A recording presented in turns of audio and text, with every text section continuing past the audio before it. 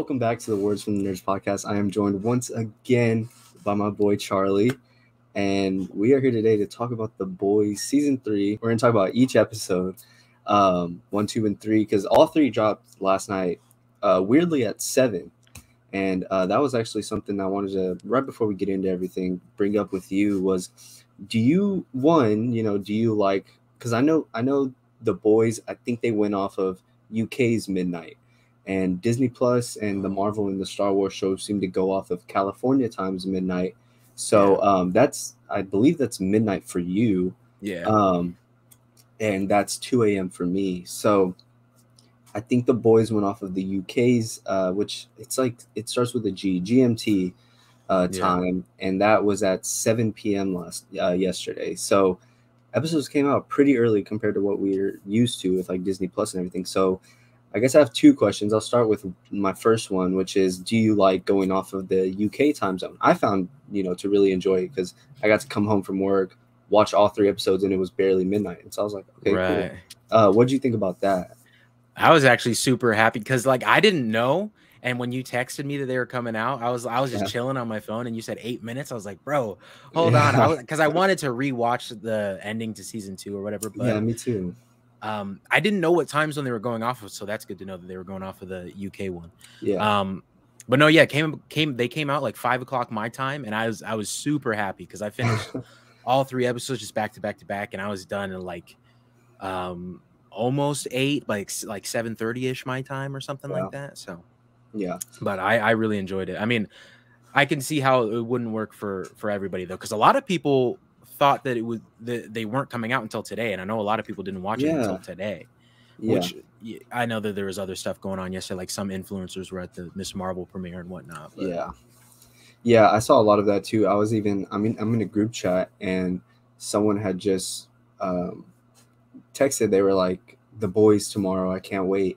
And I said, "No, bro, right now." This was at like midnight my time, so I was like, "No, bro, right now." And I sent a video of like what I was watching. I was on episode 3 already.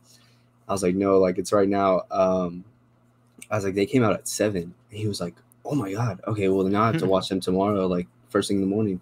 But yeah, I kind of felt it felt good, just hopping in, like because I got off at work at 8, and so I just came home, showered, relaxed, and I just threw on the first 3 episodes. And usually, even like I know Kenobi dropped the first 2 episodes.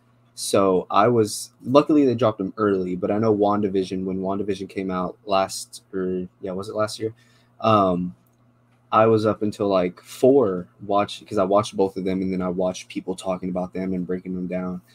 And so it felt good to kind of watch all of them and still have some time to like, formulate what videos I'm gonna put out tomorrow, which we did have a really interesting one. I got an idea from you. We'll get into that with the first episode, but my second question was, do you like or do you dislike getting the first 3 episodes at one time and then week by week? And if you don't like it, like, what would you change? I'm curious to see what you think. I've been watching the show since it first came out back in 2019, I believe. Yeah. And they dropped the first season all at once. So that's back when the binge model was still super popular. And I loved that back then. Obviously, like the binge model was the only thing there was. So obviously there wasn't much thought behind it, I guess. Well, not the only thing there was. I know regular TV had week to week, but nobody cared about that. Anyway, when you get to they did the same thing that they're doing now with season 2. Where they dropped and I thought that was super weird last time. Last time around, I was like, I'd never heard of anything like this happening. And I was also bummed that it was going to be week to week just in general, just because I expected it was all going to be released at once just because they did that with the first season. But this time around, I like the 3 episodes. My only complaint is, I guess, because now it's going to kind of feel like a Disney Plus show almost, just because like we only have 5 weeks. 5 more episodes left, Yeah. Well, I know Disney Plus shows have 6 though, but similar type beat. Now we just only have 5 left because I know that there's going to be 8. So if there was like a couple more episodes in the season, I'd be a bit more happy about it. But I'm not like upset by it by any means. Like it's still like I remember thinking each episode right up until episode 3. I was watching episode 1. I was like, damn, I still have 2 more to watch. This is lit. And then I watched I'm on episode 2 and I have 1 more to watch. So I like it. But it could use a bit of improvement for me. Yeah, I agree. I mean, one thing, because I just got done watching Stranger Things season 4, and my memory is not the best at all. And so when I feel like when I tend to like binge watch shows, and before that was Better Call Saul and Breaking Bad, I binge watched all those shows in the past couple months, and I they start to blend together for me. And so which is why I'm glad like we hop on here, because I take notes and I have it sectioned like episode 1, episode 2, episode 3. That way when I go through it, I know where, where it stopped and where the other one picked up. Um and so yeah, I don't necessarily have any gripes other than my memory is just horrible. Like the only gripe is the one with myself. And so yeah, but it was really cool that we got the first 3 episodes. And I do agree, like, because I know Kenobi, we're already halfway through, and the show's only been out for 2 weeks. So Yeah. at least this one has 8 episodes. We got 5 weeks instead of only 6. So yeah, but I'm very excited, and I just kind of want to get that out of the way because I was thinking about that earlier today. So I guess now it is time. We will be getting into spoilers for the first 3 episodes of The Boys season 3, and obviously spoilers for the first 2 seasons. So this first episode, man, before we get into the big scene, one thing I loved about this episode and some episodes of last season was the dawn of the 7 Joss Whedon Joss cut. Yes, dude, yes. those were hilarious, and they're so like on the nose with every single like little mention of it. I know Homelander just like offhand when he's talking to Maeve and he's like, oh, this new, I don't know if they call it the Bork cut or something like that. Yeah, I don't know the director's name. Yeah, either. I don't know his name. I think it's David Bork. I'm not too sure, but I know they call it the, let's just say Bork. I know they call it the Bork cut, and he's just telling Maeve, and it's such an obvious like nod to like Zack Snyder and what happened with the Justice League. And I think he even says something, like the director himself says something at the premiere, like, this wouldn't have happened if y'all like got it trendy. Yeah. Dude, Love you guys. Thank you. That was really cool. I thought that was so hilarious, dude. And that was like one of my favorite like running jokes from the end of last season, and all the stuff they did with that. Was there anything else you caught about the Joss Whedon Justice League? I did when they were panning up to in the movie to see who was playing Stormfront. I didn't know who they were gonna have, and I was so when I saw Charlize Theron, I was that like, was her, what? right? Yeah, I was like, she's like popping off right now. Good for her, man. She gets in the MCU, The Boys, and she's in Fast and Furious. Well, I know she was in it like two movies ago, but still, good for her, man. That's crazy. Yeah, I kind of, sorry to interrupt, but like I was like, is that her? Because it looks exactly like her. And I know Amazon has this thing where you can see who's playing who, like it's like the little X-ray thing, and it didn't have her. It didn't have her as Stormfront. Oh, it didn't. I didn't even look. Yeah, and I was like, okay, so then maybe it's not her. And I was just like completely losing my mind. But yeah, that's funny that I get confirmation. Yeah, and I just like, I don't know, man. Everything to like the color grading of it all was like it was just trying to like match it perfectly. I love it because it's like it's not just a parody of what superheroes like we know, like Superman and whatnot like that. It's like it's parodying real life as well at some points, and so that's kind of fun too. Yeah, there's a lot of cool like real life parodies, like you said, that they throw in there every now and again. One was a little sneaky Amazon plug that when Butcher's he's ordering the Connect 4 for him and Ryan, and he buys it through Amazon. I was like, I looked at it, it kind of took me out because I was like, that's the Amazon app. And then I was like, wait, I'm watching this on Amazon Prime. Yeah. Obviously, they're going to have an Amazon app. So, yeah, I thought that was pretty funny. I always get taken back with stuff like that. I know in Sonic, they use actual iPhones. You know how sometimes they use like goofy little knockoff, like text bubbles or FaceTime.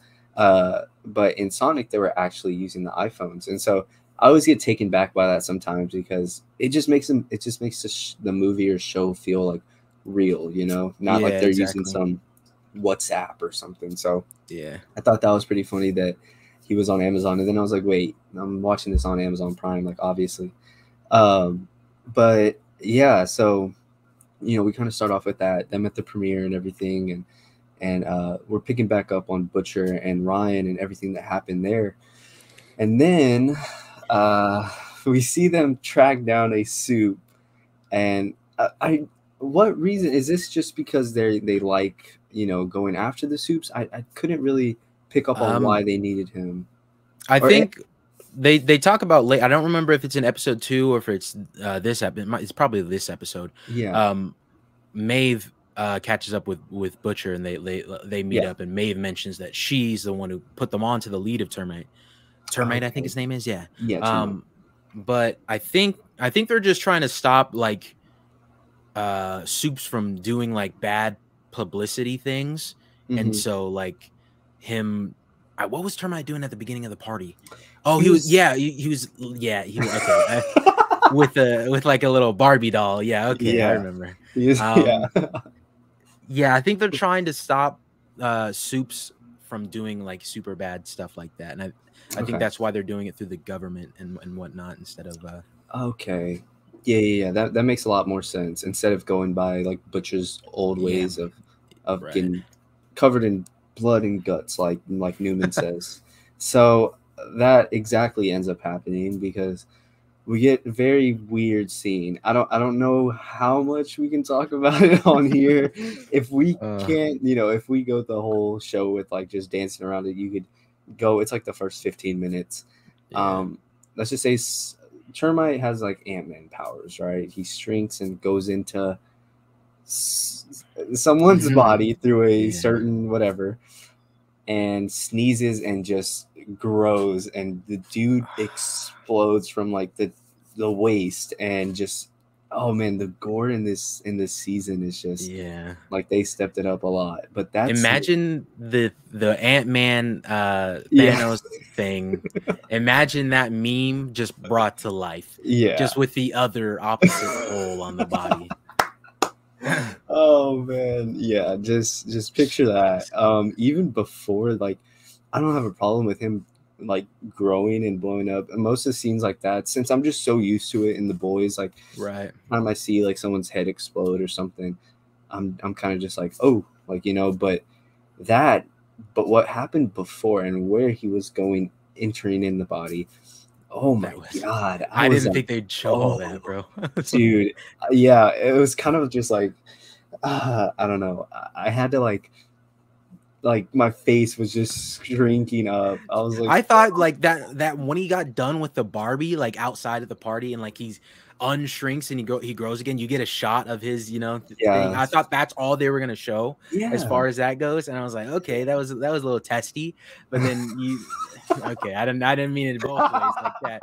Hold on, that's not how that was a risk in my mind. I was like, okay, they're really starting off strong, and then just a couple seconds later, they starting off really strong.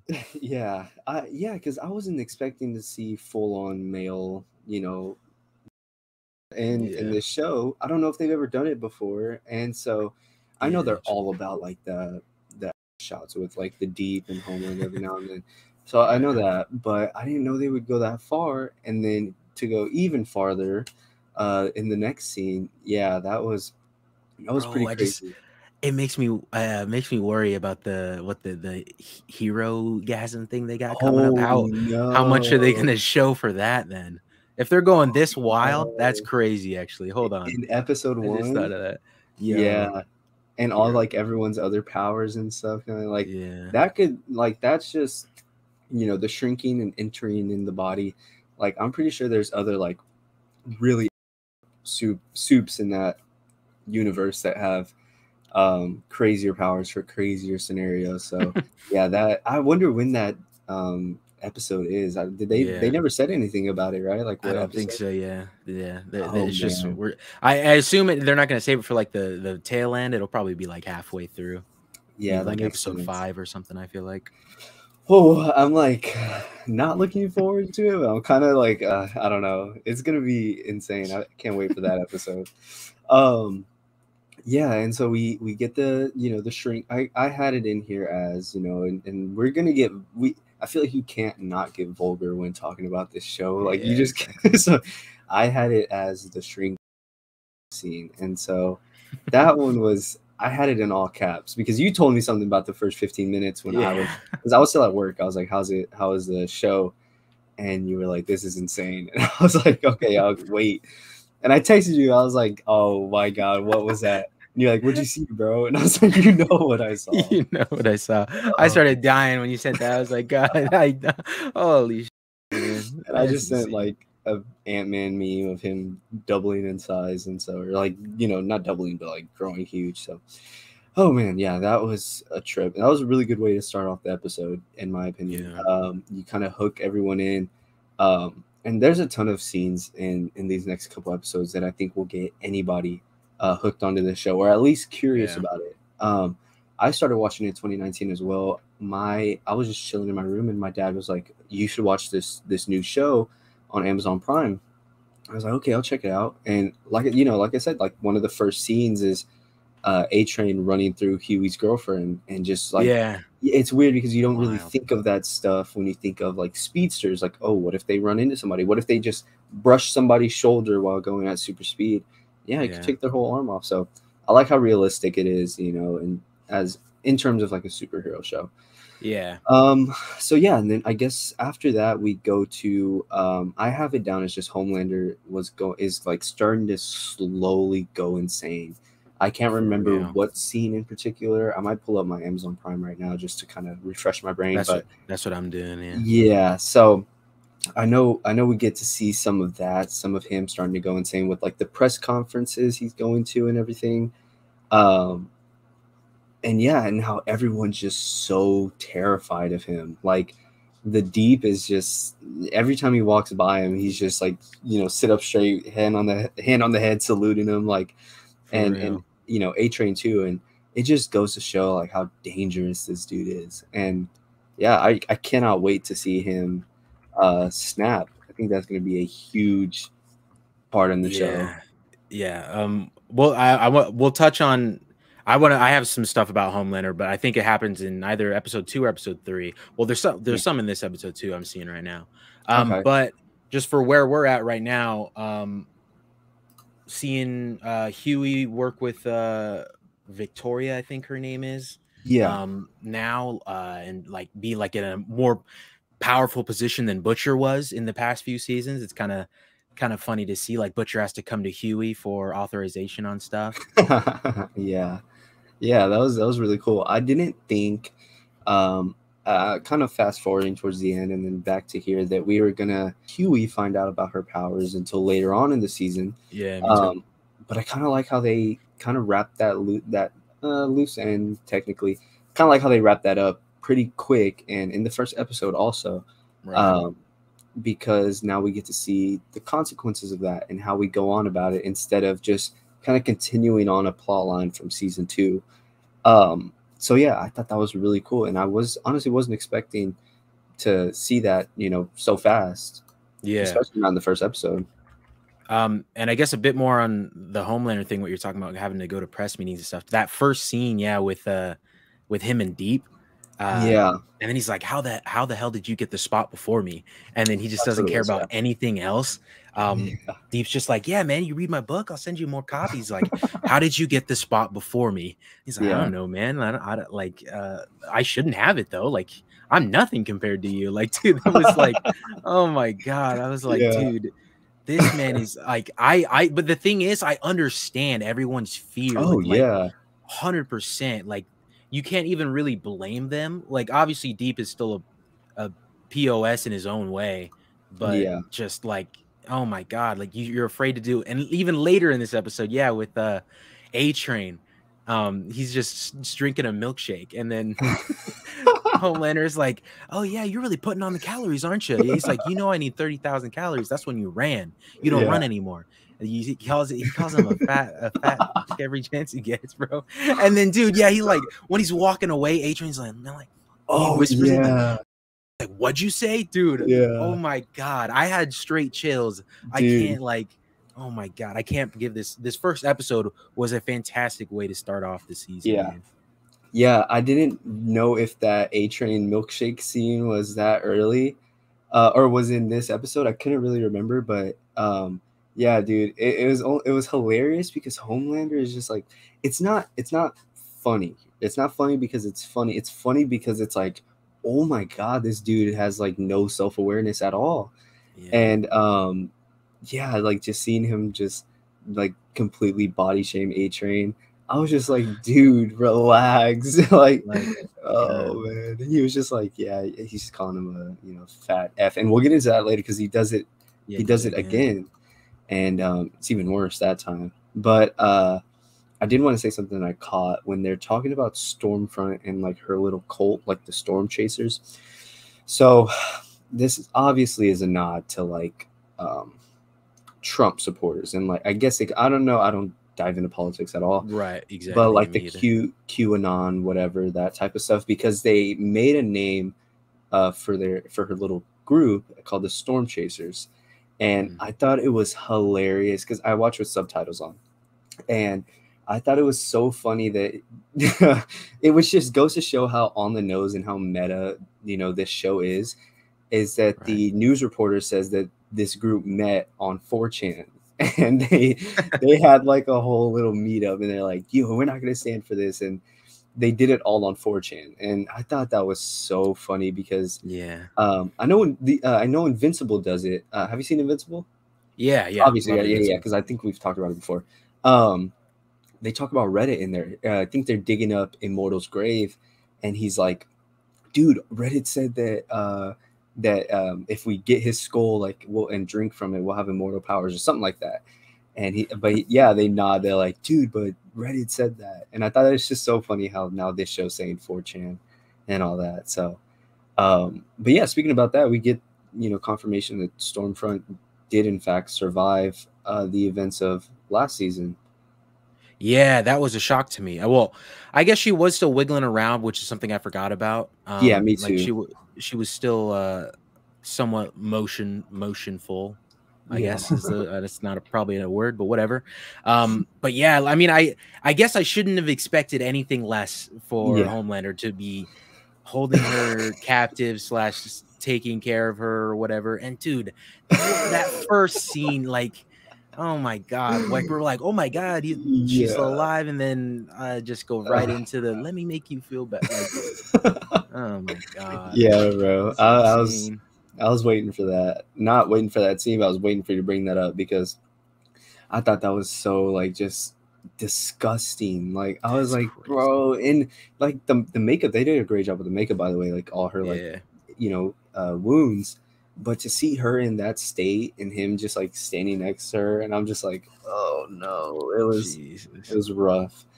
And then so we see confirmation that Maeve is working with Billy because she wants to take down Homelander. So she's still going on strong about that, which is interesting because you at this point, if you're Starlight or if you're Maeve, you should want to kill. You shouldn't have to depend on that footage of him in the airplane, and we'll see more about that later because it's it's true that you shouldn't have to depend on that to be the only thing to take down someone like Homelander, especially someone as strong as Homelander. You need to kill him, like you need to, and of course we see more of that later in that plane footage and why that is so true. But yeah, and then she gives Billy some temporary suit, some temporary compound V. And yeah, we knew he was going to get powers this season from the trailers and everything, but yeah, dude, that was pretty cool. Were there any thoughts like that whole little scene of Maeve and Butcher? Was there anything you wanted to pick up? That was a shock to me. Well, obviously they were trying to make it shocking. Like she just sends an ominous text like, hey, we need to meet. And so you're wondering who she's meeting with, and obviously, it's probably just a means to an end for Butcher because I'm sure he doesn't like Maeve at all. He doesn't like any of the soups. But anything to make sure that Homelander is the one that ends up dying at some point. But later on, I think it's in episode 3. I'll talk about it. I think like Mallory, that's her name, says like it wouldn't stop at just Homelander for him. Like but Billy would go, or I'll stop calling him Billy. Butcher will go after everybody. Or every soup anyway. Yeah, she says it wouldn't stop with just him. You'd have to kill another soup and then another soup. Yeah.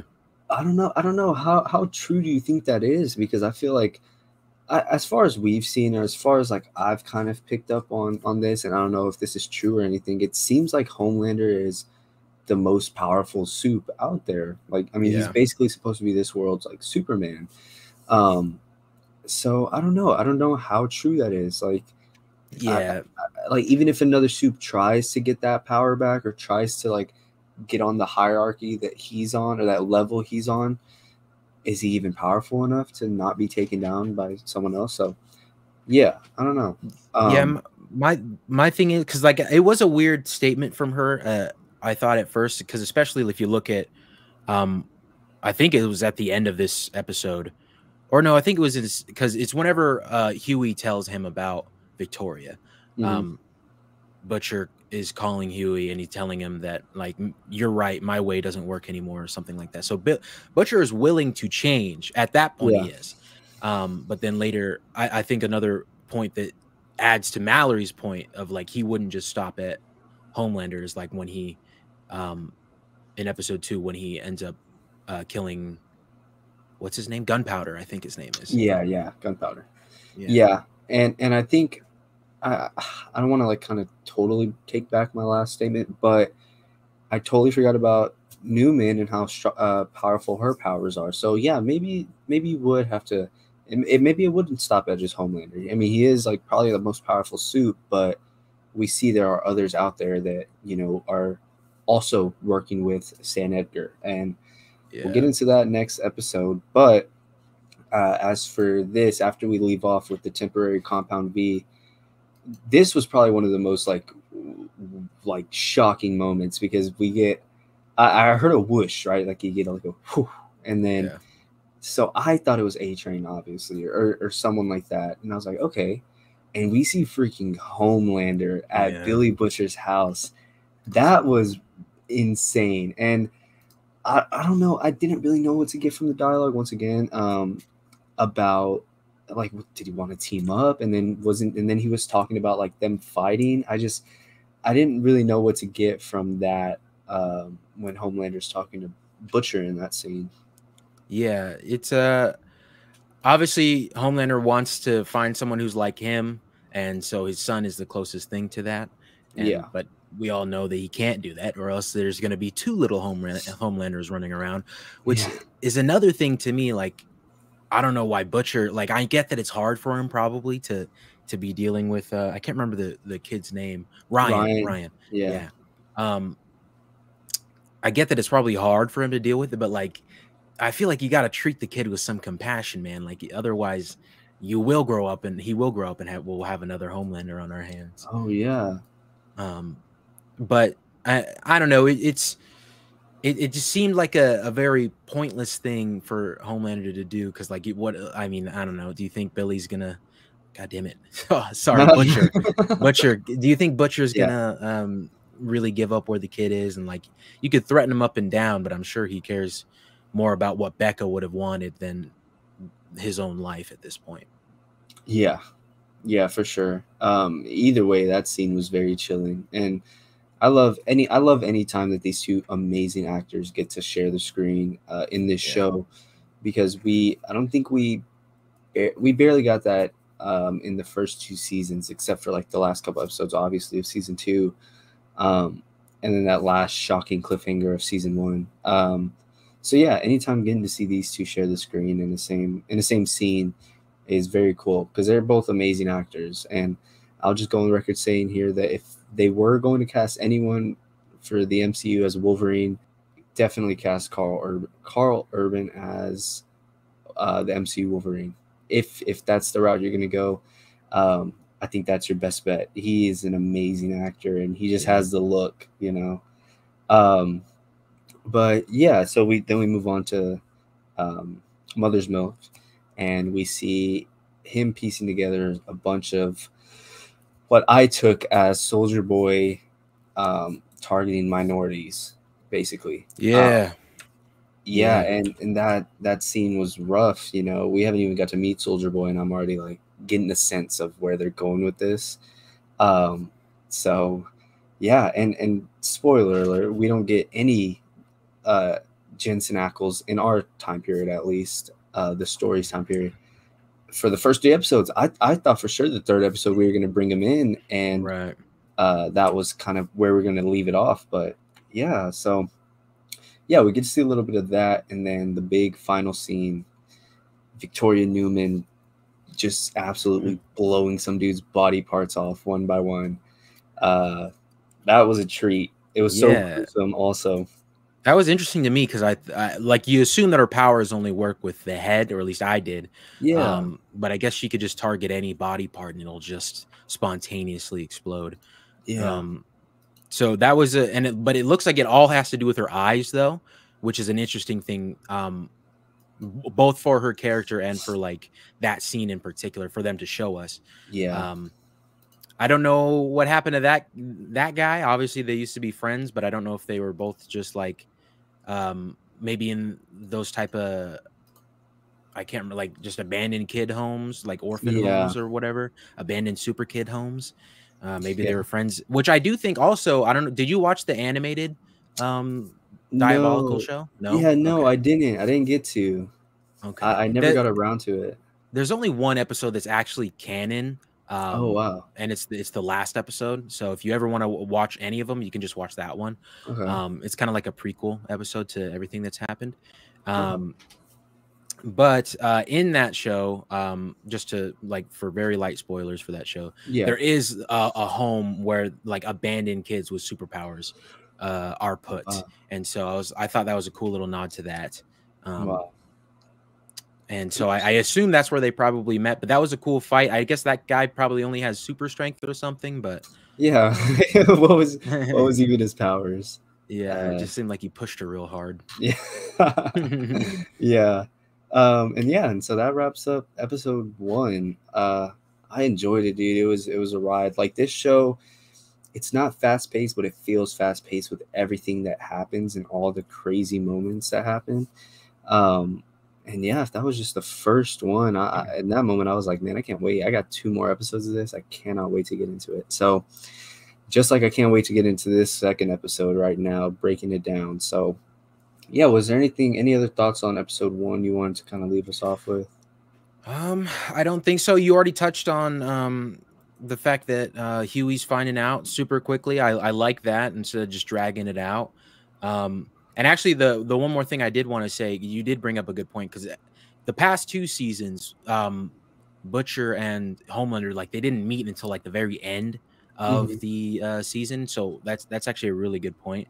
I like that they're not doing the same thing with that. Like, they're coming face to face, not necessarily more often. Well, even though I'm sure they will come face to face again in this season at some point, but just earlier. And so that's, instead of building that tension, doing the same thing all season, they're just they're letting us get it right now, the first episode even. So that's I thought that was really cool. Yeah, it shows a big step up from the last 2 seasons, and it shows how different this one is going to be, especially with some of the gore and some of the places they're willing to take this show. And yeah, it gets me really excited for the next couple episodes and even the ones after that. So we open the next episode with the Deep's little TLC drama show about him and his cult, based off of his book, which, I mean, there's not really much to say about that. He's just such a goofy character, like, not in a bad way, just like in such kind of like an innocent, weird way, Right. All those scenes are just hilarious. But one of my favorite scenes, because it keeps my theory alive about our Black Noir. So when Billy is about to shoot up the Compound V, the temporary Compound V, I guess this is like a little dream sequence. So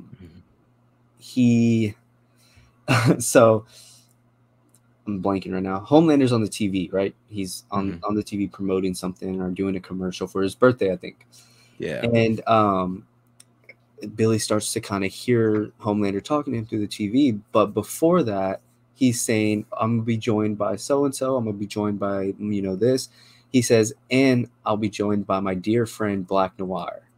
But as we all know, Black Noir died last season.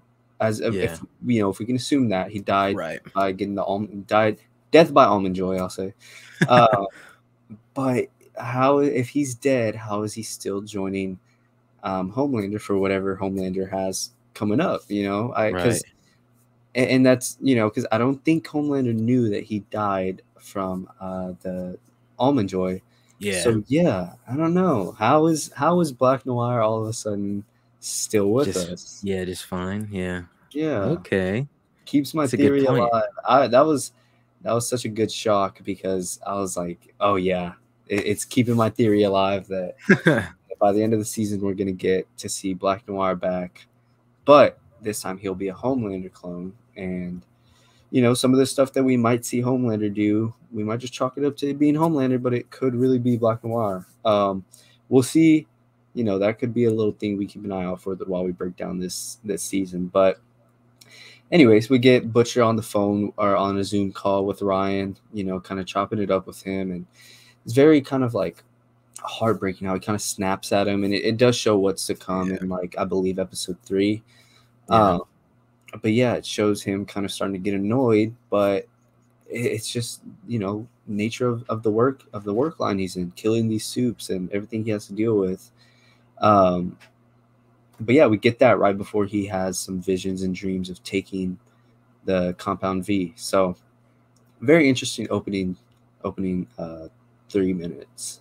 I thought, I'm glad it was a dream sequence, and it makes more sense. But when I was watching it at first, I thought like this is way too early. There's not much setup for him just taking this soup juice, let's call it, I guess. Soup juice. Just because he hates soup so much. I get that he wants to kill them all, but this just doesn't seem like enough setup, right? Because he does not want to be a soup, So, but I'm glad it was a dream sequence, and then later on in this episode, I believe he takes it for much better reasoning in my mind. But I thought, and it does. You are right. It sets up perfectly the way he's gonna end up dealing with Ryan eventually. And then we're right back to Stormfront and Homelander. This time she's totally shutting him off. We forgot to mention last episode that she still very much wants him to lead the superior race and take over, but we see some kind of, if there's any what's the word, not like a moral compass in Homelander, that he's like, no, that's not what I want. But then he takes 1 step forward, 2 steps back, and says, I am the only race, or something like that. Like, I'm the master race or something. Yeah, I'm the master race. So this dude, it's Homelander. But and one thing we forgot to mention last episode, because it is kind of like a gag, is Supersonic, Starlight's little old boyfriend, and the reality show that they're on, which does kind of come back to play in the 3rd episode. But just like some kind of like talent show, or to get a new member in the 7. I thought this was interesting, actually, because they've never done this before. I don't know if this has always been like just like a every other year type thing to add new members to the 7, or if this is just like a made up show all of a sudden just because they needed 2 more members. Because that's not how Starlight was added and stuff like that we saw. But it's interesting, and like it's heavily featured in the first 3 episodes of this season. So I don't think we'll ever see it again, but it's just a thing of note. That's kind of interesting. If I had to guess, I feel like they, with the death, well, I mean, that's if, I mean, the quote unquote death of Black Noir and Stormfront, like adding 2 new members into the 7, I feel like they're doing this to kind of bring their ratings back up after everything that happened with Stormfront. Because we see Stan Edgar like is obsessing a lot this season about getting the ratings back up, and obviously playing that iconic Gustavo Fring type role that Giancarlo Esposito is so good at playing. Right. But I feel like if I had to guess, that's probably why. And it is pretty cool to see them kind of talk about Starlight's hometown and bring in a boyfriend to kind of introduce what they call a love triangle later on in the episode. So yeah, so we kind of pick up there with like Homelander introducing himself, and of course the dude's like, "Oh my God, Homelander, it's such a pleasure to meet you," and stuff like that. And it's just like Jesus. And then Then he says that, Homelander, yeah, he gives one of the most racist lines I've ever heard, Jesus. and he says, "Well, yeah, you have the host here, drunk on your chorizo picante." Oh my God. Oh my gosh. And that is one of the many kind of insensitive type things. I feel like in their eyes, they're not being insensitive, but to the viewer and the audience like us, it's kind of insane. And if we laugh about any of this, just we're not being insensitive. It's just another one of those, like, you're so taken back that all you can do is like let out a couple laughs and be like, no way. Because yeah, and I guess we'll get more into that later. Well, no, it actually comes up in the next scene, doesn't it? Where they go, where Kamiko and Frenchie go to the carnival. Yeah. So Mother's Milk kind of tips them off with a little, with the backstory of Soldier Boy and Payback, the group he was in with Crimson Countess and Gunpowder. And so they track down Crimson Countess to this festival or this carnival they have, where we see a stand that says BLM BLTs, woke walk, LGBT turkey legs, which like what? And a lot of other just like really racist things that I was just kind of like, after seeing the first 15 minutes of the first episode, seeing this, it was just like, why is Amazon greenlighting this? For like, real. This is insane. I can't believe they gave it the green light. That's like, and insane. It's crazy because I've never seen this out of a superhero show. So yeah, it was like I said, this show is very on the nose and very meta with all the stuff it does. But right after that, we literally see a person in a mascot suit explode and their chunks fly all over, all the little kids in front of a bunch of kids, carnival. So we go from that to that in a matter of a couple minutes. So yeah, how did you feel about them tracking down Crimson Countess, and like we'll see here in a little bit, Billy tracking down Gunpowder to kind of get to Soldier Boy? First, I want to say from The Walking Dead that Laurie Holden, who played Andrea, she's playing I can't remember her name, Countess something. You said something? Oh yeah, Crimson Countess. Crimson Countess. I suck with names, I guess. But no, like that. I'm glad to see her again. I don't think I've seen her in anything since The Walking Dead, so that's cool. Good for her. Nice. I do love that they're like trying to add like a sort of innocence to like one of their most violent characters in the show. Yeah.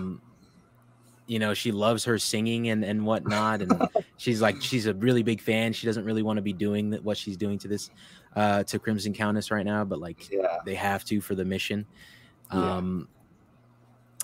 But yeah, I don't like. It's just another testament to how wild this show is going. Like it's basically the equivalent of Disneyland, and then you run and explode someone wearing the Mickey Mouse costume. Yeah, basically. In front of a bunch of kids. It's just kind of it's wild. And then to touch on when they get to Gunpowder, I feel like that's especially like I don't want to touch on like too many political stuff like in today's day and age, especially like recently, but like it's wild that like that's happening. Like they put this out with everything. Well, obviously it wasn't planned that way, but it's just insane. The similarities between it all. Yeah, and which is weird because not weird, but it just goes to show like I'm pretty sure obviously they shot this way before recent events and everything, but I mean it just goes to show like life imitates art, and they're touching on these subjects that have happened before and they keep happening. They shot this over a year ago maybe, and it's still hidden to this day. Like I know Stranger Things had a trigger warning before the first episode, or they didn't have a trigger warning, but it was kind of like a, hey guys, we shot this over a year ago. you know, just to let y'all know the scene might be disturbing. And yeah, it's pretty sad, you know, but it just goes to show, you know, life imitates art if you don't, you know, do anything about it. But yeah, so we get that, and yeah, like I feel like gunpowder is a like huge nod to um, how most Americans are with that kind of stuff. I mean, that dude nailed that role perfect. Basically playing, you know, Trump if he was a superhero. But yeah, I thought that scene was very interesting. And another thing was like the whole stuff with like Butcher telling him about how he used to be Soldier Boy's underage something, like, you know, he said something like that. I think Soldier Boy, it's implied that Soldier Boy used to like prey on him, groom him, type of thing. Yeah, which is shocking, because up to this point we see Homelander as our most disturbing hero, but I was watching a YouTube video the other day where apparently Soldier Boy is worse than him. Really, Soldier Boy is like way worse than Homelander. So yeah, if he's doing stuff like that, and then even some of the stuff we see next episode, yeah, it's going to be also. Sorry to interrupt, but they're talking about the whole lead up for these, at least maybe this whole season, with they're trying to kill Homelander with this weapon that supposedly killed Soldier Boy. But is Soldier Boy supposed to be as invulnerable as Homelander was? I never really got that vibe. So then also it's like, if that's the case, why does he fight with a shield? Why is he like Captain America, you know? If he's super invulnerable. I can't really remember what they say. I think I took it as kind of like he shut down the weapon that they were using, or like he kind of like sacrificed himself. I don't know if they imply, like if they say exactly how he sacrificed himself, like if he kind of threw himself in front of it or something. But it's weird because in the trailer we see him getting like it's like this thing he's in, like kind of like the Winter Soldier-esque. And he's getting raised out of it and released out of there. So it's like, okay, well, if he almost died doing that, you know, how was he in this, you know, kind of, I was going to say carbonite thing. I don't know. That little, like, I get what you're saying. Yeah, exactly. So I'm not sure. It would be interesting if he is as powerful as Homelander. I took it as he was just like a knockoff Captain America. Yeah, exactly. Me too. Just the douchebag version, but maybe there is something more to him. Like maybe he's stronger, or took like a different type of compound V, or I don't know, because the compound V we see Billy take literally like flattens bullets on impact. So I wonder if Soldier Boy kind of took, you know, an early dose of compound V in the 80s whenever it was getting made, and it kind of gave him powers that were too strong. Which is why they had to like kind of put him away. But yeah, that's interesting. I wonder if they're kind of just looking for the weapon, or if they're going to find out how strong Soldier Boy is, if he is that strong as they're implying, and have him take on Homelander himself, or kind of like recruit him to the team. Yeah, that would be very interesting. But yeah, I do like this whole little hunt that they go on to find Soldier Boy, and how they kind of split up into quote unquote two, because Billy goes by himself, or Butcher goes by himself to find gunpowder, which gives us one of the coolest scenes where he just ricochets the bullet off of like two different like places. And yeah, I thought that scene was amazing.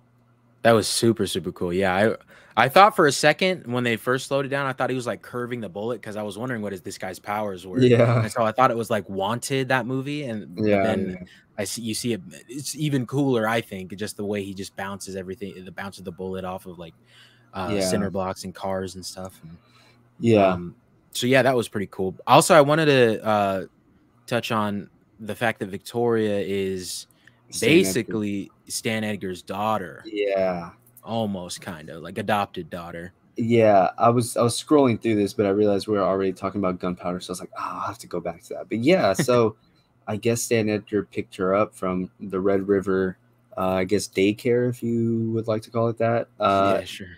and I don't know, kind of recruits her to the team at a young age and just adopts her, which is weird. We get to see a little bit of dialogue between them, but what's also interesting is the girl that he's reading the story to before she comes down, that's a little bit younger than Victoria. I don't know if that was supposed to be implied that was her daughter, if that was like her sister or something. I don't, because they don't really share a look or anything or like talk. She kind of just walks by Victoria. Let me talk to your mom. Yeah, he says, let me talk to your mom. There we go. Okay, yeah. So that is her daughter. Okay. Oh yeah, and then she does kiss her on the head. Okay, cool. Maybe I just missed that. Interesting. Wow. So yeah, it's weird to me because I just wonder where, because usually I feel like the vibe I get from Stan Edgar, everything has a purpose. Everything he does has a purpose and means to an end. So I'm just wondering, what was his plan with adopting Victoria specifically? Just wanted somebody who could secretly unalive a bunch of people? Like, yeah. Whoever he needed, maybe? Yeah, maybe. It's kind of, this is hard because I'm literally just coming off of watching Breaking Bad and The Boys, where he plays Gustavo Fring, and he plays kind of the same character but very different in like a lot of ways. But I'm used to seeing that, so even seeing him show some emotion there, where he's with his granddaughter and he's like laughing with her, was kind of like, oh wow, like that was new to me because I haven't seen him in anything else recently. So, yeah, but he's very much that same mastermind, everything with a purpose type of character. So, yeah, I do wonder what his means were. If we're even going to get to see that explored a little bit more, like if we're going to see Victoria kind of find out, like, what do you mean you just adopted me because of this and this, or something like that. And so, yeah, that is very interesting because I don't know if he did it solely to just have her work for him in the future and kind of use her, or kind of brainwash her at a young age, kind of like not kind of like what Soldier Boy's do in the Gunpowder, but kind of that same thing, taking someone under your wing to kind of brainwash them into doing whatever you say. Two completely different whatever you say type meanings in those two things, but kind of like the same purpose. But yeah, I'm interested to see where they take that. They have a lot of cool storylines going on this season. Yeah. But yeah, so then we see, after the whole like Gunpowder shootout, we get probably one of the coldest scenes in The Boys. I rewatched that plane scene the other day. That one was really like chilling, bro, to watch. Mm-hmm. This one, man, it was rough. So I actually wanted to say, because you made a TikTok about this one today, and I actually didn't, because everybody knows that famous panel that you mentioned a little bit, but that never occurred to me. Like, obviously, Homelander in and of himself is a evil copy of Superman. But that didn't click in my head that like this is essentially that scene, just Homelander's version of it, and like that's insane to me. It's just another example of like the great parody that they have going on here, and just how sick and sinister like he can be. Oh my god, man, that's insane. Like dude, how old is this girl? Like, she looks 16 or something. Yeah, she looks very young. I'll pull up that panel right here. Of Superman saving the girl from committing. So yeah, and it's a panel that everyone loves using, very rightfully so. It's a very powerful panel. But yeah, so we go from this to kind of Homelander's little twist on it, where he's just like, hey, you're my annual birthday save, so why don't you step down? Just like, dude, like, what? Like, save someone once a year. My annual birthday save. Dude, it was insane. And then so then we kind of cut that with him finding out about Stormfront, doing kind of the same thing here, just with no one to stop her. And he kind of just, I feel like he kind of just snaps because he's so excited for his birthday, and which obviously the most narcissistic people we all know is gonna be the most happiest on his day. So we see him super excited, and then he finds out Stormfront has committed, and so he kind of just like, and what's so like not funny, but what's so just like so with him is that he's telling her something about, well, you don't want to, that, you know, you taking your life would be like a slap to the Lord's face. And she's like, I'm Jewish. And he's like, yeah, same thing. And I'm just like, exactly. oh. Like, but oh my God. after he finds out about Stormfront, he says, you know, Jesus wasn't really born on Christmas. And then she like looks at him and he's like, you know, like, and I was like, oh my God, dude, like, this dude just does not care. And yeah, and then he just tells her to jump. And then he's like, do it. And he like threatens. And then, dude, the moment when he said like, I'm not asking anymore or something like that, he's like, it's not a request. Yeah. I was like, dude, this is insane. Yeah, and then probably I think this is the coldest line I've ever heard from a supervillain ever, is he says, no, there is no God. I'm the only man in the sky. And I looked, and that's the name of the episode too. I was like, yo, there is no, she said, oh God. And then he's like, no, there is no God. I'm the only man. Dude, that's so hard. You're right, bro. That is so hard. I love that. Well, I don't love it. Yeah, well, I love the line, but it's just, oh my God.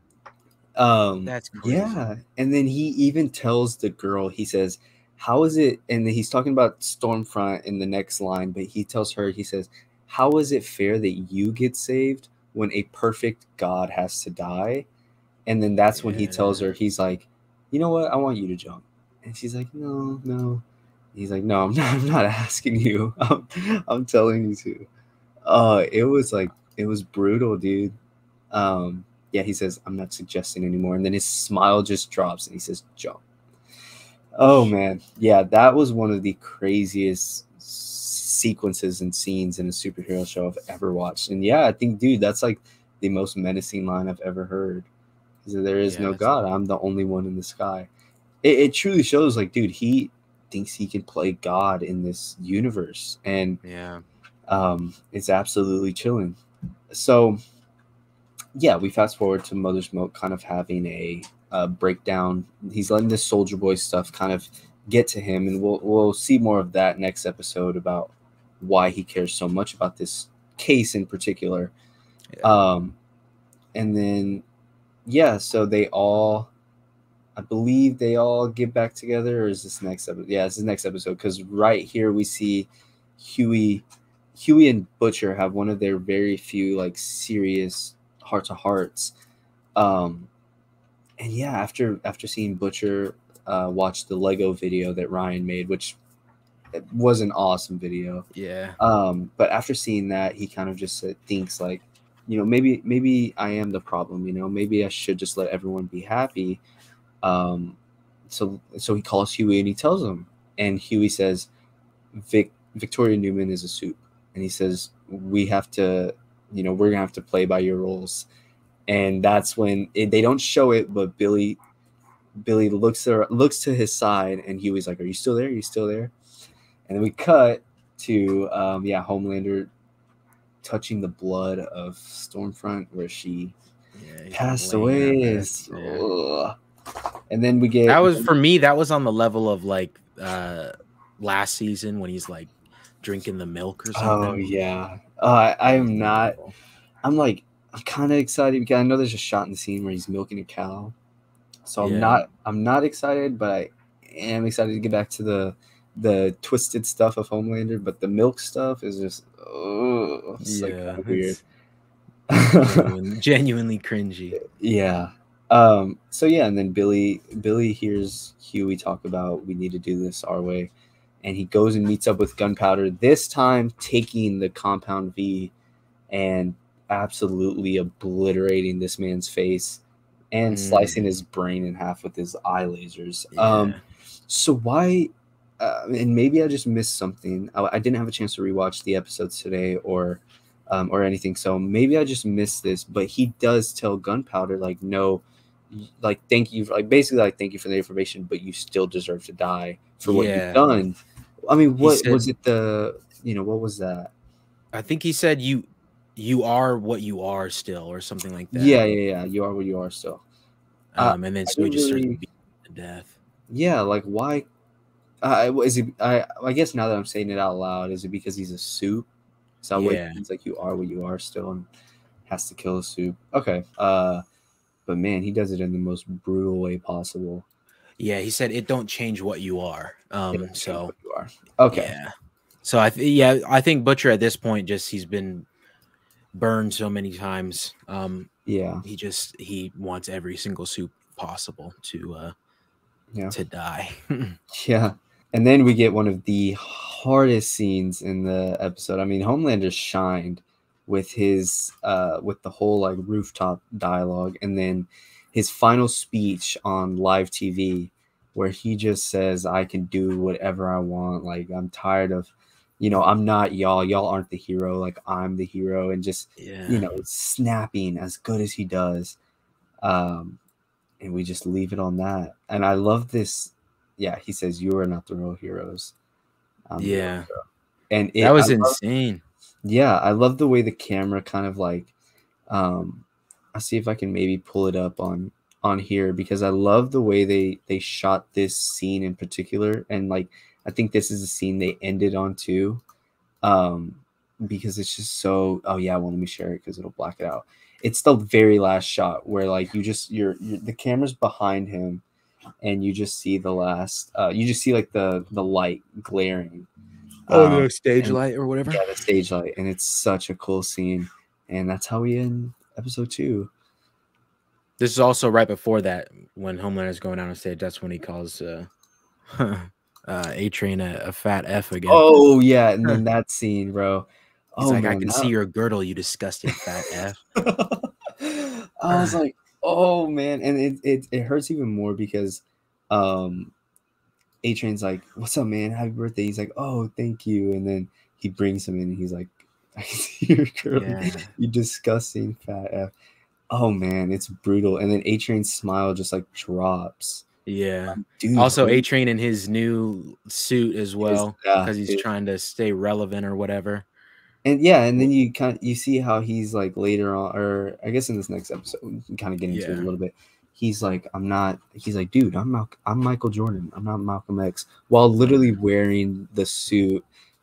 And to him, it's just a brand. He's like, oh, I don't really care about it that much. It's like, oh man, come on. Like, everyone in the 7 is just like, geez, man. Episode 2, I enjoyed it. I thought it was awesome. It was there. A lot more happened. We got a lot more Homelander also, which was amazing, because every scene he is, Anthony Starr just kills it as an actor. But yeah, I absolutely loved it, and I thought his dialogue at the end of the episode was amazing. He embodies that villain role really well. Episode 2 for me. I thought it was a great way to continue it. I think I liked episode 1 a bit more, just because it was really starting it off with a bang, like everything that it was really putting in place. It was putting a lot of great things in place. But I love this episode because we learn more about people. I think we got a really good focus on Mother's Milk in this episode too. Like, we're slowly learning more about him, and like his connection to Soups and why he doesn't like them so much. And we also see a bit more of his daughter. And his wife that he desperately wants to like reconnect with his wife, but his wife, doesn't really want that because she knows how he is. And so, but yeah, this one really starts to lean into like Homelander becoming just almost non-influenceable or whatever, because like he's just really deciding not to care anymore. And that is becoming super, super dangerous. Yeah, it really is, and we'll see some more of that this next episode. But yeah, honestly, I loved episode 2. I would have to say I probably liked episode 3 the best. We'll get into that here in a little bit. But if I had to rank them, it'd probably be 3, 1, 2. Yeah, I'd probably go with 3, 1, 2. I did love episode 2, but yeah, I mean, there's a ton of awesome things in episode 1, and I had a lot more written down on episode 1 than I did for 2. So all right, yeah. So episode 3, we start off, and of course, everyone in America, and what did she say? Something like, white males, old Oh, males. yeah. Homelander was up like so many points for them, which, you know, it makes sense. And then Homelander takes that and he's like, they love me. They love me so much. I can do what Yeah. I can be who I am and they'll still love me. And it's like, no, but okay. Yeah. Yeah, that whole like beginning scene where she just like walks in on him and he's like naked. Like Yeah. he says like you're up. She's like, oh, okay, sorry. And he's like, wait, come back in here. And he's just like just chilling on the couch. He's like, wait, come back in here. I'm up. And he just stands up naked. Oh And yeah. then I think it's implied that he gets Yeah. as well. And then he's like, don't worry about that. That's not for you. That's not for you. Like that just shows how much he cares about this stuff. Like he finds out that his numbers are up and he gets for it. Like that's just aye. Yeah. So he tells her, I was just playing it right now.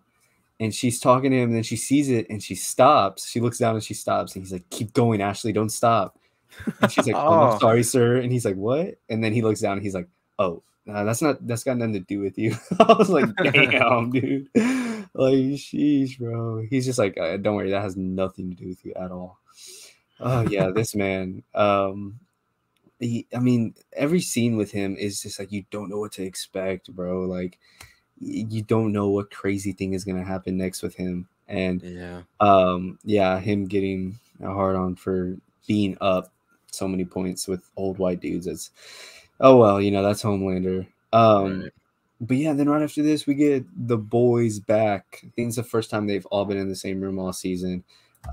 Which is really cool. Like I said, they're right out the gate. They're bringing everything back to the way it was. I was kind of scared that after last season that we were gonna have to wait a long time to get them all to come back together. You know, with Mother Smoke being out and Huey taking up a new job, and you know, Kamiko and Frenchie going their own way.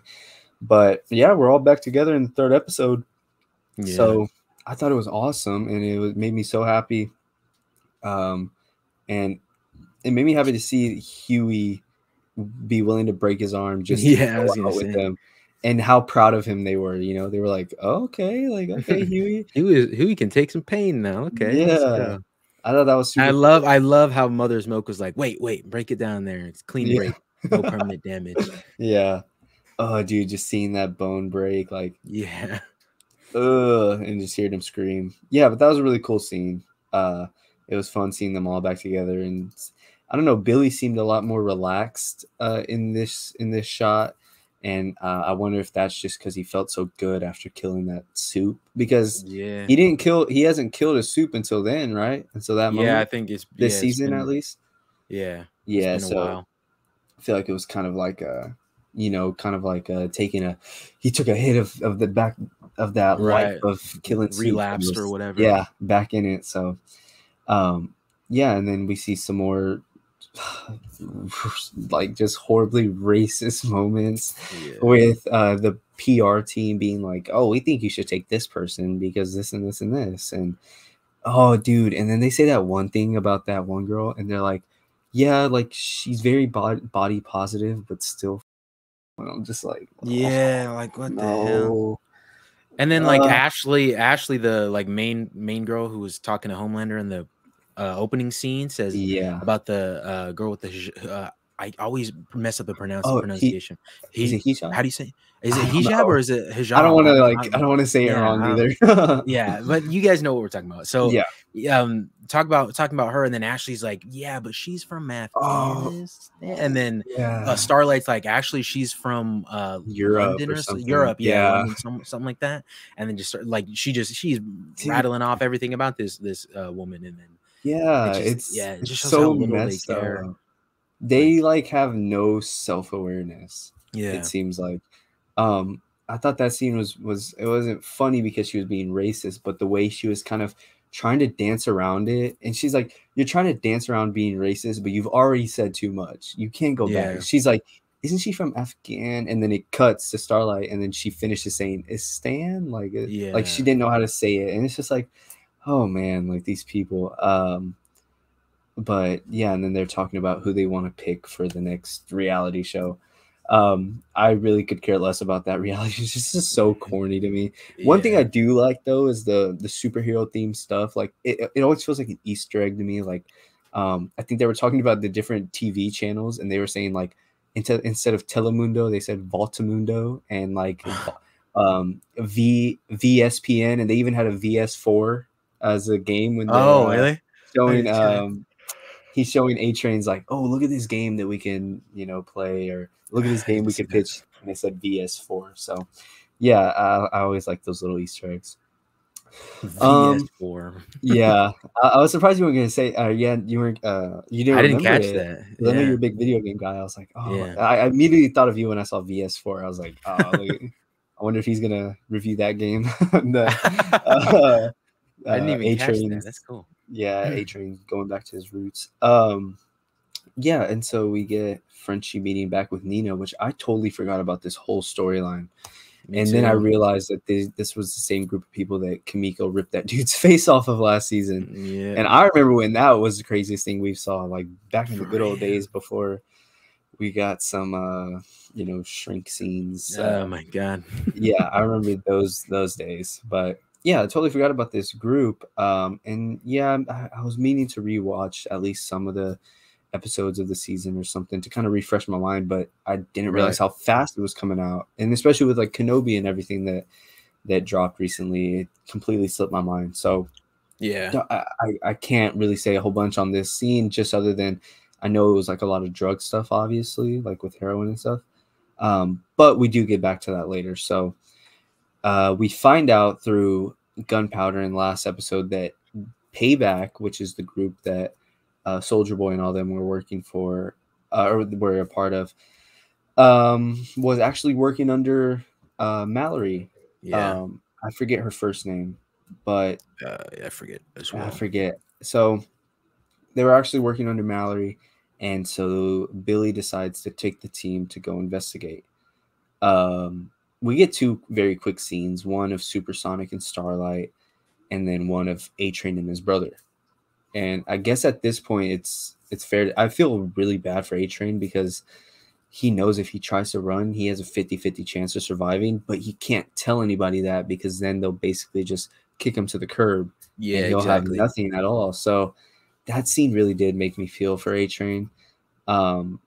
But yeah, and then we get a scene with Kimiko and Ryan talking about their powers. I loved that scene. It was very I mean, the actor for Ryan is so like he's so good at portraying his emotions, and I fully believe he's some anxious kid that like is scared of what he's capable of, and so I really enjoyed watching his scene with Kimiko right there because those are two brilliant characters that don't really get a ton of screen time in these past two seasons. So yeah, and they kind of share the same problems. They're scared of their powers and taken away from their families and stuff, don't get to have a normal childhood. So that was a very cool contrast between them.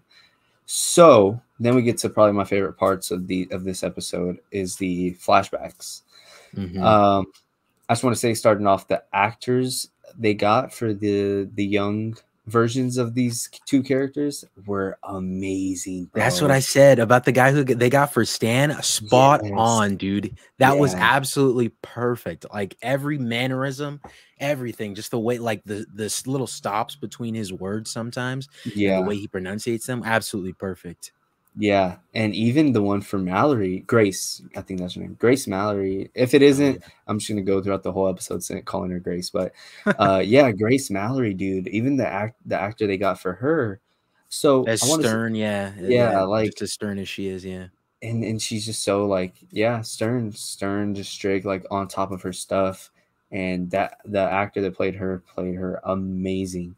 I don't think at least anything that I've seen Giancarlo Esposito in, I don't think they've ever showed him a younger version of him. So this was really cool because I was like, wow, we get to see a young version of him in live action. But yeah, so basically we see that that Payback was a team that was assigned to the military, I guess, the CIA, and they were kind of helping fight this war I believe it was between the Russians, they said, or was it the it was between someone and they got help from Russian forces when they invaded. But yeah, we basically get to see them, and what's really cool is Black Noir is a part of this team, which is awesome because I love Black Noir. I think his costume is just so like cool and stuff, and so anything to see more of him is very awesome. And yeah, we get Crimson Countess. I think they called him they didn't call him the X twins. I don't know, but something twins. And there was like some mind guy as well. Yeah. Oh yeah, the TNT twins. Yeah, I think that's TNT. And Mindstorm was the other dude's name. Which obviously, I don't know. This is obviously like Scarlet Witch to me, Magneto, Swatto. I don't know what to make of him. Yeah, what are the Wasp basically? Yeah. And the TNT twins, I have no idea. What were their powers again? I don't like. I don't even think we got to see them. Like they were just they sat there until they like while everything was happening. Yeah. And then I think what's so we get our first introduction to Soldier Boy, our first like actual firm introduction to Soldier Boy himself here. Oh my God, Jensen Ackles plays him amazing. Yeah. He could honestly play Captain America, and I'd be like down for it. Yeah, Jensen Ackles plays him amazing. Just the way he's holding the bazooka and then just drops it and is like, oh hey, it's just like no care in the world. Yeah. And all of the like remarks he makes to Grace Mallory, just like, I don't know, just using dumb, like, you should smile more. And she's like, dude, classic, if you really think it works on like girls, like they're either pitying you or they're just like dumb enough to fall for you. Yeah, and then we see Black Noir with his mask off, you know, before the burns and before his injuries. I thought that was really cool that they actually showed the actors some love for Black Noir. One thing I extremely loved, I don't even know if that makes sense, but I'm gonna go with it. One thing I loved a lot was the storytelling, how as soon as everything goes south and you just see that dude get shot and explosions happen, Butcher's like, wait, and then the story stops in real time and he's like, I have to go. And then they cut to Homelander and Starlight, and you're like, no, I want to see what happens. I was so invested in this. Yeah. So much so that you forget it's a flashback. And so I love that way of storytelling where they're just like, wait, I know that only happens in like, you know, I can't remember it. It's like always some like Disney stuff or something where they're like, wait, what happened? And it's like, I can't really remember, but yeah, so we get that cool little spot, and then we get what I was talking about earlier, what I was referencing earlier. Oh, actually, you want to touch on any of that payback stuff first? I know the scene continues later, so but anything pre, you know, getting invaded you want to touch on? Just the mostly what we already talked about. Yeah, I thought it was really cool to finally see Black Noir's face. I thought that was really, really cool. For some reason I thought that we were never going to see that. I thought that was just like going to be a thing of the show. And I'm glad we finally got to see Soldier Boy, because the first 2 episodes, like, he was just mentioned, and like we saw like little bits of like newspaper clippings and maybe some little clips like from the Crimson Countess show or whatever. But now like we're seeing him and how he actually acts, and he's just like every other soup. Like and I love how we're seeing all these soups. Like Butcher has a point. Like not all of them, because Starlight is kind of cool, and maybe Supersonic, Starlight's ex-boyfriend, is kind of cool too. But for the majority of them, they are like actual like terrible people. So you know, we're seeing all that be confirmed for, especially for this fight too. What happens? Like, just, I feel so bad for Mallory too. Like, but we'll talk about that later. We'll get into that, because I mean that was one of my favorite sequences. I mean, that really made the entire episode, apart from like obviously like some more Homelander stuff. That whole flashback sequence was like, you know, really cool. And so we finally get what I was referring to earlier, where Starlight tries to threaten Homelander with the flight tape, and Homelander says, you know what, do it, because if I lose everything, or I'll lose everything, but then I would have lost everything, and I'll have nothing left to, you know, basically give it for. And so he says, you do that basically, and maybe I'll, you know, take out He all starts the medical listing, centers or the yeah, nerve everything centers and he's gonna stuff. attack first. Yeah. Yeah, and it really reminded me of that scene where Omni-Man just wipes out that entire planet. And I feel like you kind of, I don't know if Homelander has that same kind of like power level or power set, but I believed him in this scene. I was like, oh wow, yeah, he definitely could if he wanted to. Even if he's lying, like I fully believe him. And I'd be just as scared also. So now I want to say now they literally have nothing over him. He if you like want to say he got the high ground back. So I thought that scene was super chilling because you can just see like Starlight's like, damn, we got to think of something else. That's what makes it even more like, you think that after these first 2 seasons, like you can't really get more scared of him. Like he's already super powerful and he's like a terrible person, but like that, they've always relied on that celebrity factor for him. But now he's at this point where like he loves the celebrity stuff. Don't get him wrong. Yeah. He loves it and he'd like to keep it. But if it's taken away from him, he's not going to fight to have it taken to he's not going to fight to keep it anymore. Yeah. So if it goes away, he's more than willing to just become this absolute piece of garbage murderous psychopath that will not stop until everybody in his path is gone. And that is what makes like that whole speech to Starlight was horrifying. What he's just willing to do to everyone.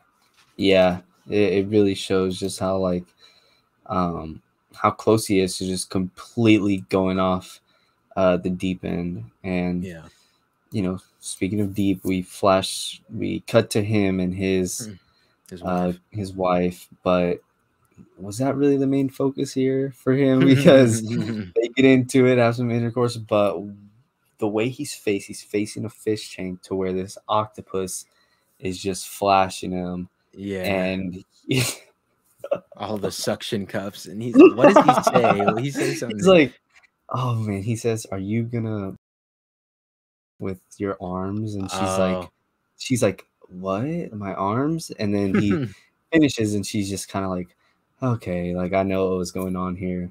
Oh man, this dude is just so weird with his fish and octopus stuff. It's very like disturbing.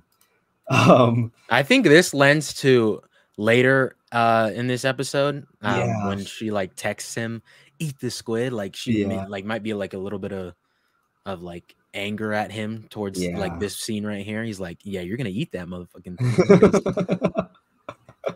You're like, so weird with it.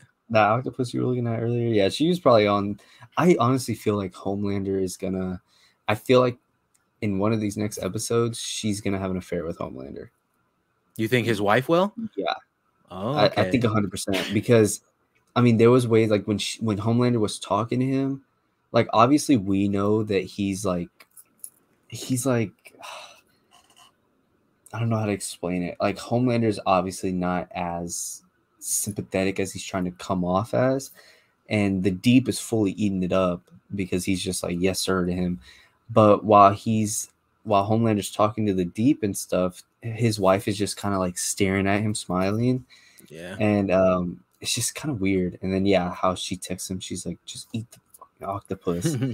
He's like, oh my gosh.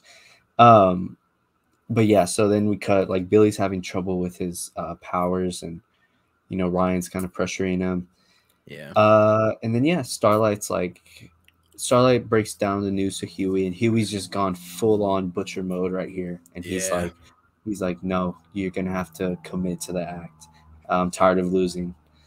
Which is very, very cool, because I feel like it's the right thing for them to do if they want to take Homelander down, all of them. You kind of just have to let him think he's ahead, you know. You have to let him think he's what he thinks he is, to kind of keep him content enough to where he doesn't, like he said, destroy New York. Right. So those are like, you know, some quick little scenes, and then we flip to A-Train, you know, like I said, where apparently some soup targeted a black person walking back home from work innocently, and he accuses him of a crime and kills him. And I didn't know he curb stomped him. Curb stomped him so hard that it cracked the concrete. Oh man, that's insane. That is like extremely messed up. But A-Train, once again, he's like, his brother's like, dude, you have to speak up about this. And A-Train knows if he does, he's not even worried about anything else other than Homelander. I know Homelander's gonna be like, dude, what are you doing? You know. And so, but he tries to play it up. It looks like he genuinely wants to, and he hates that it's happening. Yeah.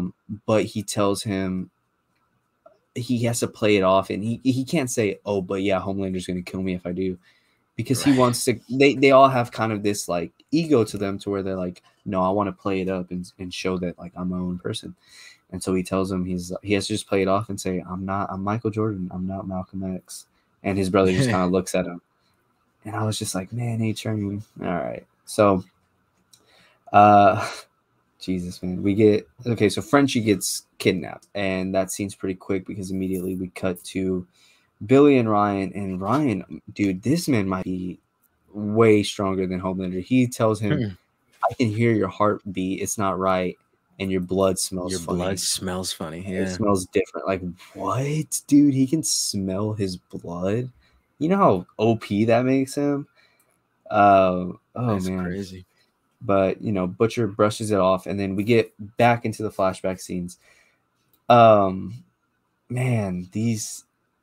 like I said, it's not funny, but it's just, like, so up how the team of Payback just assumes the Mexicans are the bad guys, and they start just slaughtering them. It's like, it's laughable how like idiotic they are. How stupid, exactly. How dumb they are. Yeah, like I know Black Noir just like slices off, like some dude's taking cover right next to Grace, shooting at the Russians and stuff, and Black Noir just sneaks up behind him and slices his face off. Like, what the dude? And then Gunpowder's just and Swatto running away yelling. It gets blown up. The guy. And then like I said, like Gunpowder just on that turret, just shooting every single one of Grace's guys. Like, dude, how dumb can you be? And then we see the only person, I guess, Soldier Boy is the only one who's actually that's what I kind of noticed going back through it, which doesn't give any redemptive qualities to Soldier Boy. Like, he's still a piece, but at least he was the only smart one, that didn't take out their own men. And then we get to see Black Noir's origin of his face and why he ultimately wants to keep the mask on. I thought that was very cool for his character. How he was, not only was Stan Edgar just kind of like, fine, you can leave the mask off, but then we're going to ship you to Minnesota to where you're going to wish you left it on. But it also shows something to Black Noir's character, how he wanted to keep it off and show his face. And then after what happens that day, he, like we see in the first 2 seasons, he never takes it off. It's very like heartbreaking, but this whole sequence was just insane. And it kind of like leaves off right there. And Butcher goes on about his way and just blames both Grace and Ryan for the death of Becca. Which I don't want to say I understand, because I don't agree with it, but I actually understand where he's coming from. I don't agree with it. I understand how him and Mother's Milk are both like, all you had to do was put an end to this and you could have saved my family. And then Butcher's like, all you had to do, if you knew there was something out there strong enough to take out Homelander, you could have done something about it, but you didn't, which is why Becca's dead.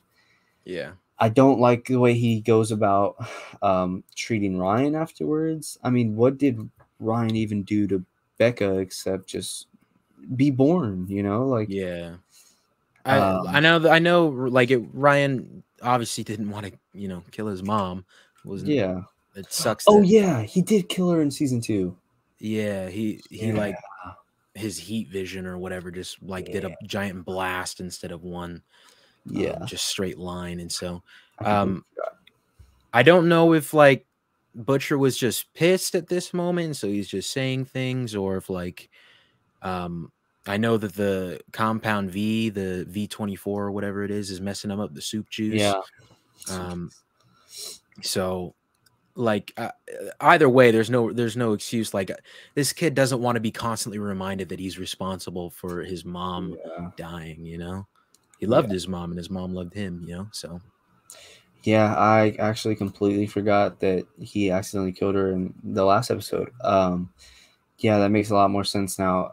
I still don't agree with how Butcher went about it because, I mean, ultimately, you do enough pain to this kid, you're going to get another Homelander. Because that's what happened to Homelander in the first place, and which is why he's as bad as he is now. So I hope he fixes that for their sake, for the future of this universe's sake, because if they take out Homelander just to have another one pop up, it's going to be a whole nother mess.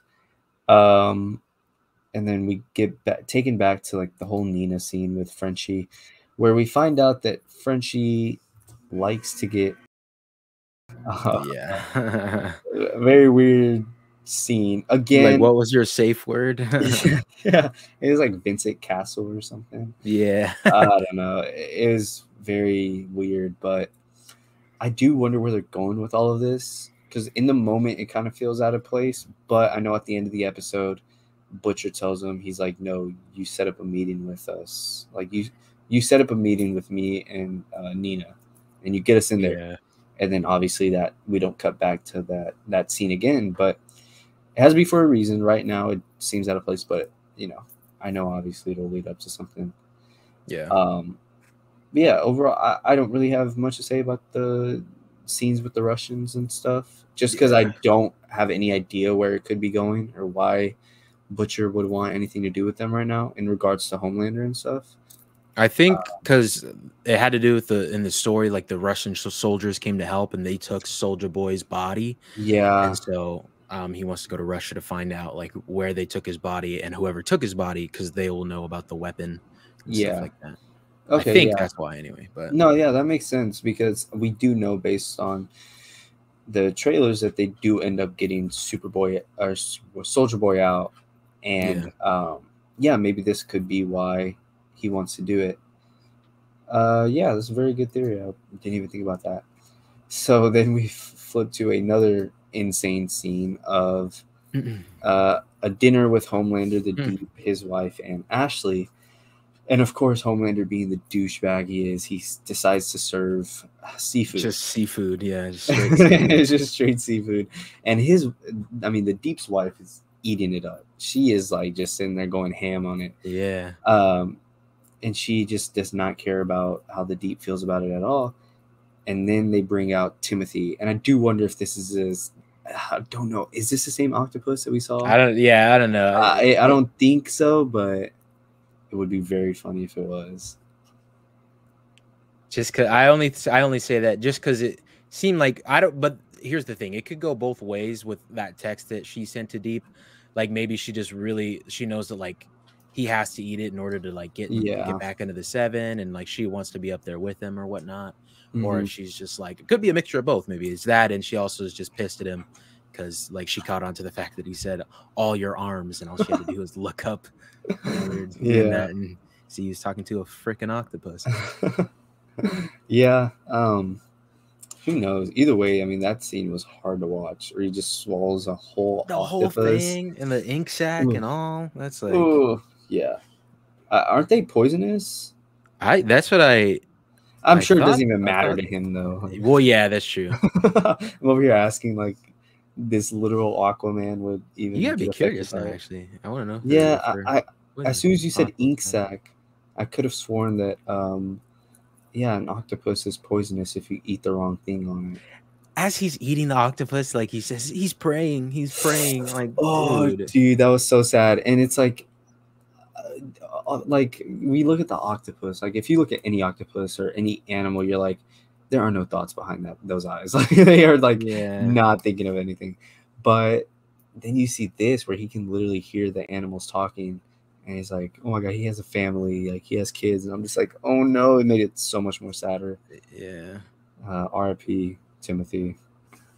And then we have another heart-to-heart with Billy and Huey, and then Butcher just, ruins it by throwing up all over him because the soup juice is getting him. But it is interesting that Huey said that he does understand. He does get it. He does understand why, Butcher's said the things he said and is feeling the way he does, which I think is good. What's up? Sorry to. We also forgot Supersonic. Starlight told Supersonic like they want you to join the team, but please like don't for your life. Like Homelander, there's something wrong with him. He's insane. He's crazy. You really shouldn't join the 7. They want you to join, but you shouldn't join. And then he doesn't like that, and so he's saying like because he worked his whole life to get here. Like his whole life has been leading up to trying to join the 7. Yeah. And so he's like, I think in that no, it wasn't in that conversation. Later, he comes into her trailer and says like, I thought about what you said, and I decided I was going to go talk to the producers and tell them something. But then when he got there, he said, I'm so excited to join the team. So but his reasoning is because they've been together through so much, he doesn't want to leave her to fight this to fight Homelander and fight this battle or whatever is coming on her own. So it's kind of it's noble of him. It's cool. Yeah, I mean, he's a pretty cool guy. Other than like, I hated the scenes where he was like, it felt like they were both just rubbing in Huey's face how they used to date and all that stuff. I was just like, oh man, poor Huey. I could definitely see he might probably still have feelings for her as well. Yeah, I could see that coming up. I feel like that's what they were kind of trying to go for, that they're like still like an old ex, and it's like, oh my gosh, yeah, you remember this time, I'd be so mad. I'd be like, all right, let's go. But yeah, I kind of glossed over that. It's just with these 3 episode premieres. I know there's so much. Yeah, there's a lot I can skip over. But yeah, Supersonic, I wonder if he will have a big role in the next coming episodes, or if he's just gonna be another one of those characters that we get to see and then just die a gruesome death. Who knows? Especially when you have Homelander in the mix, who knows what could happen. That's actually what I said when I was watching that scene when he came in and told her like, I'm gonna help you, like I can't let you do this by yourself. I was like, all right, so he's gonna die. This guy's gonna die. No doubt this guy's not gonna die. Yeah, if they would have just let him go on his way, all right, whatever. But he came back in and it's like, oh man. And then like Billy and Butcher and Huey have a heart-to-heart. I really think we're gonna get to see them grow closer these next couple episodes. They're already showing signs of it, so I think that would be very interesting. I can't wait to see that because they didn't have a lot of heart-to-heart moments in the first 2 seasons. So off the bat, we're getting a couple in the first 3 episodes. I think that's a good sign. And then we are back to our reality show of American Hero, the worst name of all time. And Supersonic gets chosen to be in the 7 to no one's surprise, and the Deep as well. And then I don't know what's going on with this, but Homelander basically throws himself around Starlight and says, I can't keep it a secret anymore. Everybody, we're a couple. We were just so madly in love. And gives possibly the corniest ship name ever. # White. Yeah. I was like, oh my god. And I like it. I like it too because at the beginning of the episode, it shows Starlight when she was a kid and how she coped with doing stuff she didn't want to do. Like she'd just make her hand into a fist, or she's either doing that or digging her nails into her hand. One of the two. And then I think it's like the last shot of this episode. Yeah, she's doing that same thing behind her back right now because she knows she has to do it just to keep Homelander busy while they try to find the weapon. Yeah. I totally forgot about that. Interesting. Yeah, like I said, these 3 episode premieres. Next week when we break down episode 4, I'll be more thorough. But because it's just one episode at a time. Yeah. Dude, next week's gonna be stacked too, though. Like we got Kenobi, Miss Marvel, and this. So yeah, we're gonna be talking about a lot. And I think Ben comes back Sunday. So we could even hop on Kenobi then. I was just gonna be like, hey, since I haven't done episode 1, 2, and 3, we're just gonna say, oh, Kenobi, the first half of the season, what do we think, and stuff like that. So still got like a little backup plan. But yeah, next week it's gonna be stacked. We're gonna have 3 shows we need to break down. And then yeah, so Homelander just throws himself onto Starlight and basically forces her to be a couple, and she just, you know, commits to the act, and they have a makeout scene to end the show. Or to end this episode, but I am so anxious to see what Huey and Billy and all them think about this, dude, because just imagine looking on TV, and Billy knows Huey and Starlight are a thing, and you know they all hate Homelander, so it's gonna be insane to see this on the big screen from their point of view.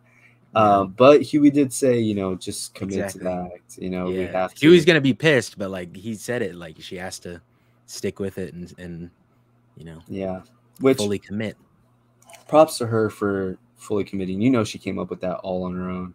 Yeah. And I love how they pan over to Supersonic while it's happening, and he's just kind of biting his teeth. And exactly.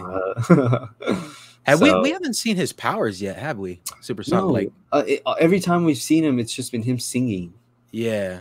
Like that corny song. Well, obviously, it has to probably do with sound waves or something. That's probably why he sings as well. Yeah, maybe. Yeah. But yeah, I'm interested to see what his powers are, because if it is something very like important, then he could be a big piece in like taking down Homelander, or even like getting in a fight with Homelander towards the end, if he is going to be in the show that much and going to be involved with everything that happens. But yeah, very good first 3 episodes, honestly. A lot happens, and I'm very excited to see where we go from here. Yeah, I thought the first 3 episodes were great. Every character got their moment to shine. We got a bit more backstory for each one. Like I think we didn't touch on this at all, but again, there's a lot to cover. Because I completely forgot it too until just now, because I was looking at a picture of Frenchie. But Frenchie and Kimiko were talking about maybe leaving the group, or mostly Kimiko was, because she thinks Butcher's a POS, and she's not wrong. Like he does a lot of messed up things, and Kimiko says that like, I'm only here because you're here. So like if you want to leave, we'll leave. Like I'm down to leave. And then Frenchie's like, nah, we got to stick this out. And so I think every character's getting their own little storyline, and everybody got touched on a bit. So I was very pleased with these first 3 episodes, and I'm really excited with where we're gonna go next with this season. Yeah, I love everything they're doing so far. They are really testing the limits this season. There's some things I love. There's some things that I'm just like, oh my God. But yeah, overall, I think it was amazing. I think what they're doing is very cool. I think they find a way every season to make the story they're going for even more interesting than the past season. But yeah, I love where they're taking this. I love all the characters. I love seeing new superheroes in this universe. Because you don't know how effed up they are, like if they've done something terrible, what their powers are, how they use their powers, what their backstory is. And so I love getting introduced to new heroes in this universe particularly. And Soldier Boy, I'm super excited to see him back, or not back, but I'm super excited to get introduced to him. And I want to see what all the fuss is about. Not fuss, but I want to see what these directors are talking about when they say that he is worse than Homelander. Because up until this point, I didn't even get worse than Homelander. For real. Homelander. But then they dropped the whole gunpowder stuff with him. So who knows, man? You know, we could get some crazy things coming up from Soldier Boy, and either way, I'm excited for it. I think they always find a way to kind of push it, but not too far to where you're like, oh yeah, no, I'm done. So yeah, I think it'll be very interesting. And so I guess it would be next Thursday at 7. Yeah. And you just check back here. I'm sure we'll have Kenobi, I'm sure we'll have Kenobi and Miss Marvel done Wednesday. And then we'll probably just fit the boys in and hopefully get everything put up the next couple days or week after that. So I'm not sure when this one will go up. I'm hoping for Tuesday. I might just completely switch up the schedule and just drop them as soon as I edit them and get everything done. But, either way, we'll know. But yeah, dude, I'm excited for everything we're going to get. These first 3 episodes were amazing. And yeah, like I said, I was there for The Boys when it first came out. Like I said, my dad was like, you should check this out. And I was like, all right. Yeah. So I hopped on and I fell in love with it. And then season 2 was awesome. The only thing that sucked was that I had nowhere to say all this stuff every week. And because I wasn't doing all of this. And so I would just my big black noir theory, I was holding on to that one for a long time. And so, yeah, I'm glad I could finally get everything out. And it also helps breaking down these episodes day by day to kind of learn more about them, you've taught me a lot more things breaking down all of these shows and stuff that we've been talking about lately. So yeah, this is awesome. And I'm super excited for the rest of this show and the rest of Kenobi and Miss Marvel coming up. So yeah. All right. I guess that'll do it for today's episode.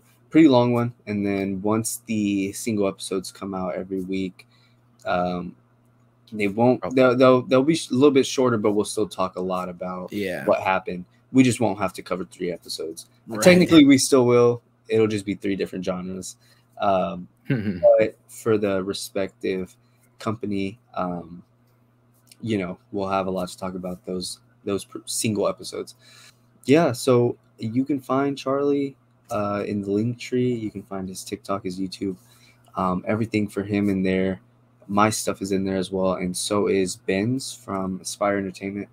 So any support helps. Go give Charlie a follow. Go give him, flood him up with likes on his TikTok, YouTube, and show the man some love.